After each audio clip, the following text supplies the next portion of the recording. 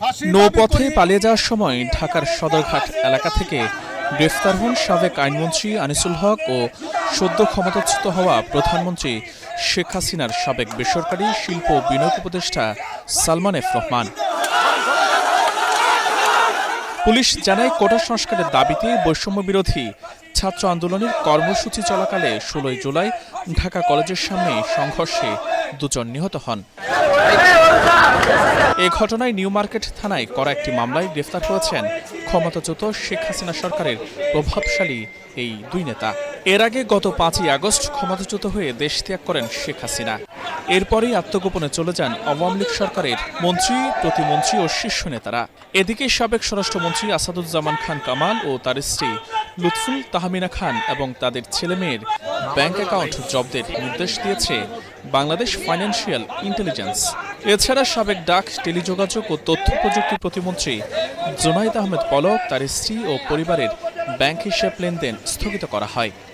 নৌপথে পলায়নের চেষ্টাকালে গোপন তথ্যের ভিত্তিতে তাদের আটক করা হয়েছে বলে জানান Dhaka metropolitan police DMP commissioner Mainul Hasan.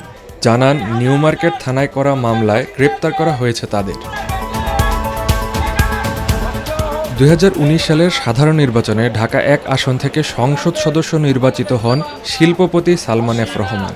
যদিও ২০১৯ সাল থেকে প্রধানমন্ত্রী শেখ হাসিনার বেসরকারি বিনিয়োগ বিষয়ক উপদেষ্টা হিসেবে পূর্ণ মন্ত্রীর পদমর্যাদায় দায়িত্ব পালন করেন তিনি। ২০১৪ সালে প্রথমবারের মতো সংসদ সদস্য নির্বাচিত হন অ্যাডভোকেট আনিসুল হক। সেবারই আইন মন্ত্রণালয়ের দায়িত্ব পড়ে তার কাঁধে। ২০১৯ এবং ২৪ সালের নির্বাচনেও ব্রাহ্মণবাড়িয়া ৪ আসন থেকে সংসদ সদস্য নির্বাচিত হন তিনি।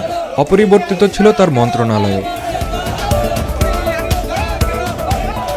প্রধানমন্ত্রীর পদ থেকে শেখ হাসিনার পদত্যাগের পর অনেকটাই পালিয়ে বেড়াচ্ছেন তার সরকারের বিভিন্ন মন্ত্রণালয়ের দায়িত্বে থাকা মন্ত্রী, প্রতিমন্ত্রী এবং উপদেষ্টা। কেউ কেউ বিদেশে পালিয়েছেন বলেও বিভিন্ন গণমাধ্যমের প্রতিবেদনে জানানো হয়েছে। সে তালিকায় ছিলেন সালমান এফ রহমান এবং সাবেক আইনমন্ত্রী আনিসুল হক।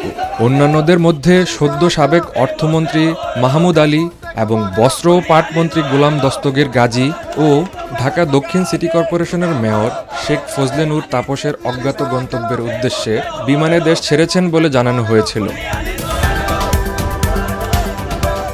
দেশ ছেড়ে পালানোর সংবাদ প্রকাশের পর আওয়ামী লীগের একাধিক নেতাকর্মীকে আটক করেছেন আইন শৃঙ্খলা বাহিনীর সদস্যরা।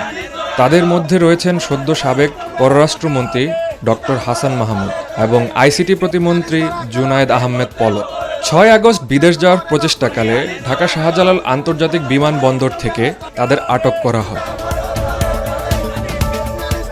সংসদ সদস্য না হলেও শেখ হাসিনার পদত্যাগের পর গা ঢাকা দিয়েছেন আওয়ামী লীগের অনেক নেতাকর্মীও।